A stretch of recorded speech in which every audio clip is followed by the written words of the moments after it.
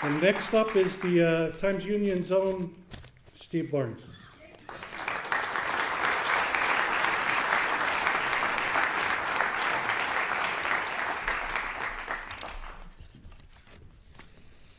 Good evening. I met Greg 31 years ago next month when I reviewed my first concert at SPAC.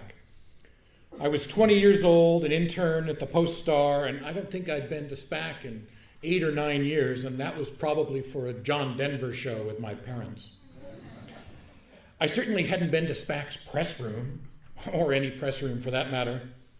That first show night, I walked past security amazed that my press pass got me backstage, and I found my way upstairs to what turned out to be a cinder block room with 4 desks, a few phones, and a tinny mono speaker on the wall where you could listen to the end of the show while you filed your reviews. There were 2 guys in the room that night. One of them introduced himself as Michael Eck. I knew that name from the Times Union, and he introduced me to the other guy saying, "This is Sarge." Now, I grew up in Rotterdam, and I went to school in Boston, and I was interning in Glens Falls, so Metroland wasn't among my regular reading. If I had, in fact, made any connection right then, which I didn't, it would have been that this Sarge character was the singer of a song that we used to do as a group number at Camp Chinjacook 10 years before. That, of course, was "I Want to Be a Lifeguard." I didn't make that connection right then, nor even probably for a few more weeks of reviewing. No, that first time when Michael said, "This is Sarge," I said hello, but I looked around for the guy whose byline I knew from the Gazette. I said, "Greg Haymes isn't here yet?" For those of you who don't know, for a number of years, Greg wrote as Greg Haymes for the Gazette and Sarge Blotto for Metroland, and Sarge and Greg didn't always agree on the show.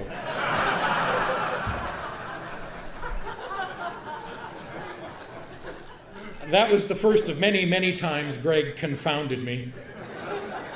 Opened my eyes to a way of working and living far beyond my own experience, and even beyond my imagining. Sarah, in thanking me for the obituary of Greg that I wrote for the Times Union, thank you.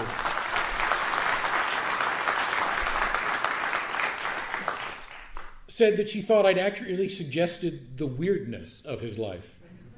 Paul Rapp, when I interviewed him for that obituary, put it beautifully when he said that Greg at heart was a conceptual artist, with his life as his ongoing project and Sarge as one of his greatest creations.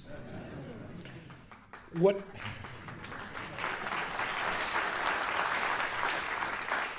neither of those gets at, I think, is how good Greg was as a journalist. He was not a Lester Bangs kind of rock journalist. Well, maybe there was some of that. I mean, he did, after all, take Flea from the Red Hot Chili Peppers to an all-night hot dog joint for food after a show at QE2. And he and Michael had a legendary story about driving to a show when a wheel fell off their car and sparks came up through the holes in the floorboard, and one of them had to kick the customized hood ornament off the car to take it with them as a keepsake before they completely abandoned the vehicle. But Greg was also staggeringly good at the secretarial side of journalism, the record keeping, the details, the facts. And that's not something one normally associates with weirdos and conceptual artists. You don't expect them to be so organized.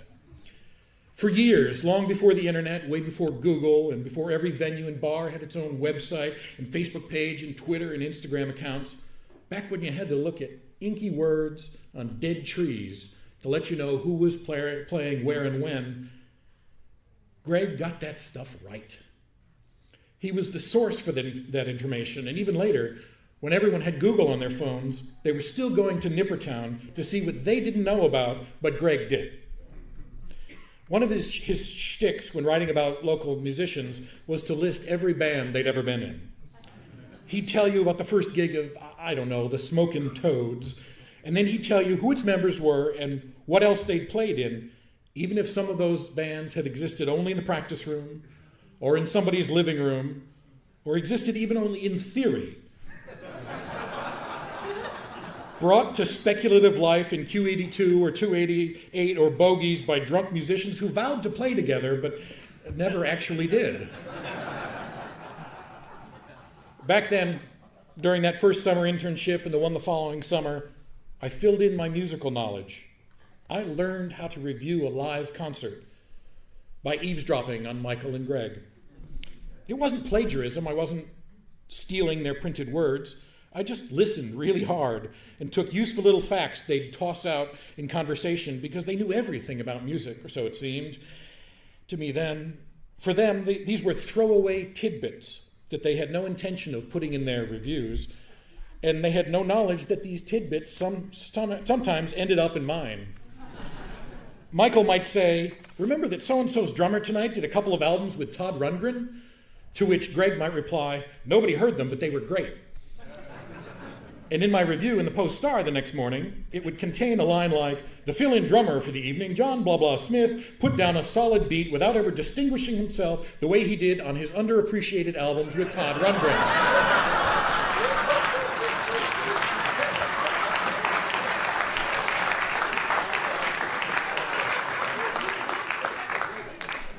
It was thievery of a sort, I guess. But more importantly, it was also an on-the-fly education.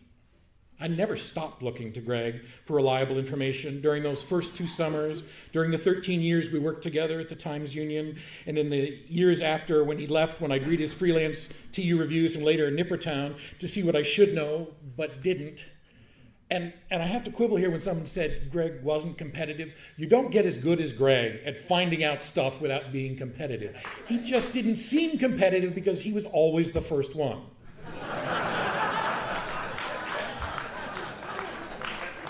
And after he'd left the Times Union, I was in the weird position of feeling competitive with him because he got everything first. We'd be looking, Greg would say, "Oh, so-and-so is playing." It's not listed anywhere. It does not exist on the internet, and Greg knows it's happening.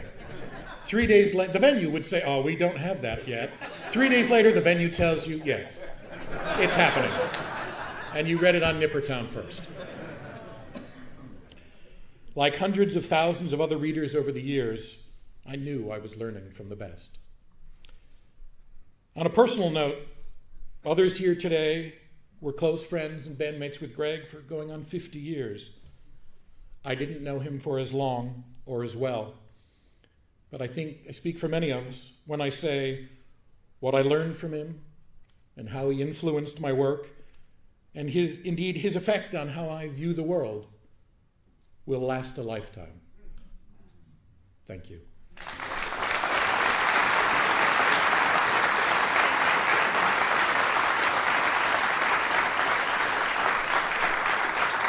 I'd like to introduce Roseanne Maneri and Stephen Clyde.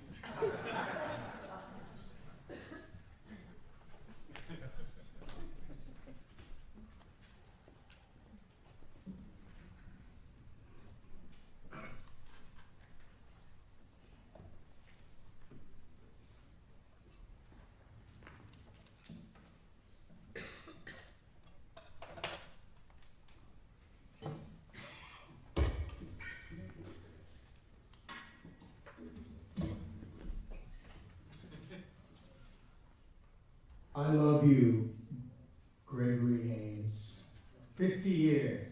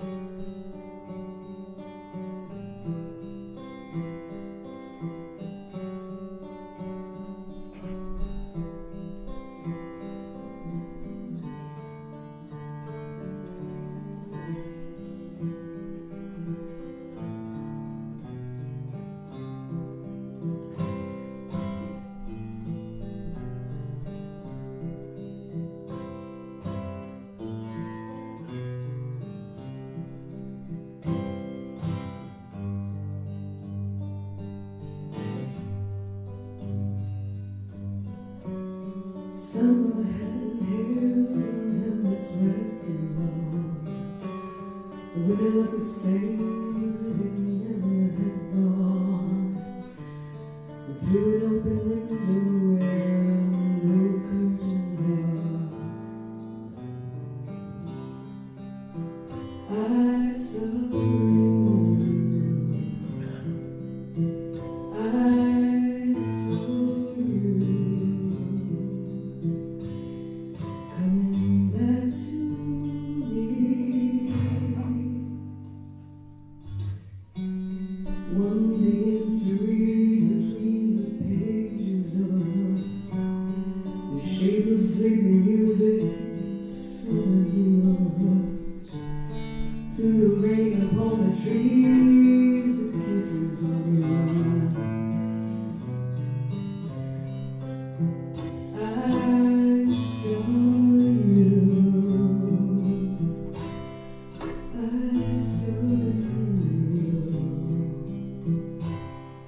coming back to me.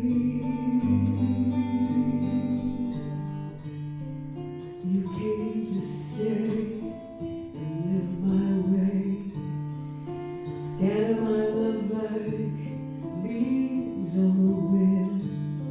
You always say you won't go away, but I know it always has been, it always has been. Transparent dreaming, an occasional sigh. Most of the time I just let it go by. Now I wish I hadn't begun. I saw you. Yes, I saw you coming back to me. Strolling the hills, overlooking the shore, I realize I've been here before. The shadow in the mist could have been anyone. I saw you. I saw you coming back to me. Small things like reasons I put in a jar. Whatever happened to wishes, wishful star? Was it just something that made up for fun? I saw you. I saw you coming back to me.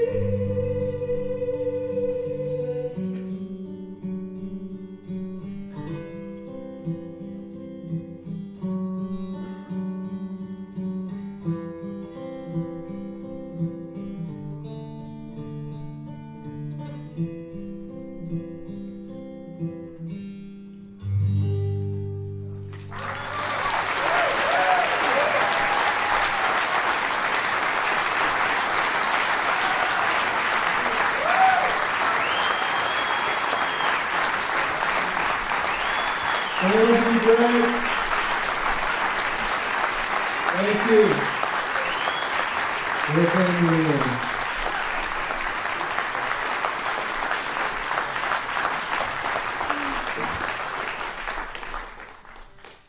Thank you again for coming and sharing your memories and celebrating Greg's life with us.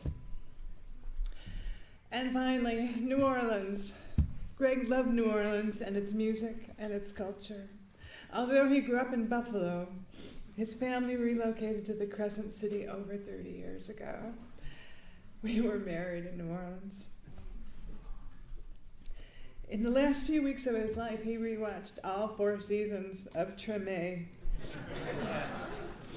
the HBO series about the music and neighborhoods of New Orleans with its cameos of all those musicians that he loved. There's an old New Orleans funeral tradition called the second line. After the main procession with its sad, dirge-like music has finished at the cemetery, the brass band turns around and strikes up a celebratory tune and starts to retrace its steps.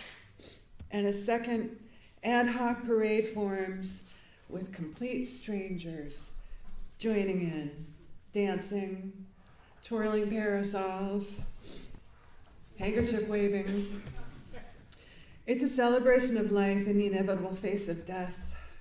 Please join Greg's sister Vaughn and me and the Driveby Jazz Band in a second line for Greg Haymes.